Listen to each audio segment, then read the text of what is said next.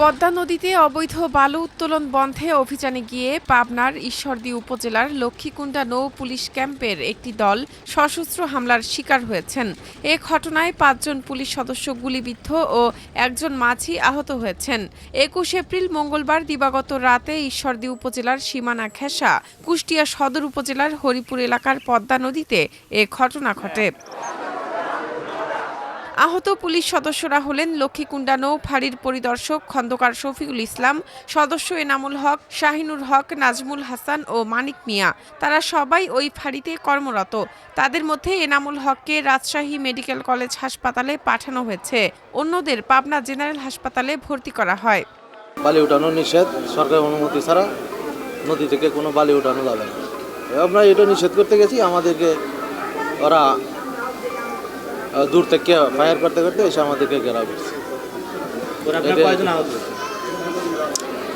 আমরা 6 জন নৌকার মাঝি সহ।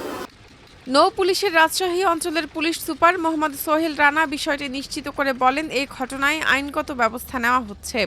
কুষ্টিয়ার যে গড়াই নদীর মুখ আর কি সদরের মধ্যে পড়েছে, ওখানে আপনার বাংলাদেশের দিয়ে আর কি অবৈধভাবে বালু উত্তোলন তো তার প্রেক্ষিতে ওরা গিয়েছিল আর কি আমাদের ওই পার্টিটা যাওয়ার পরে যখন কাছাকাছি গিয়েছে তখন ওই অপোজিট থেকে আপনার শটগানের ফায়ার ওখানে শটগানের ফায়ার করলে ওরা ওদের গায়ে লাগিয়েছে 5 জনে আহত হয়। পরে ওরা এখন চিকিৎসাধীন আছে। পুলিশ ও স্থানীয় সূত্রে জানা গেছে, মঙ্গলবার দিবাগত রাত 10:30টার দিকে গোপন সংবাদের ভিত্তিতে লক্ষ্মীকুণ্ডা নৌ পুলিশ ফাঁড়ির সদস্যরা জানতে পারেন কুষ্টিয়া সদর উপজেলার হরিপুর অংশে পদ্মা নদীতে অবৈধভাবে খনন যন্ত্র দিয়ে বালু উত্তোলন করা হচ্ছে। খবর পেয়ে সেখানে অভিযান চালান পুলিশ সদস্যরা।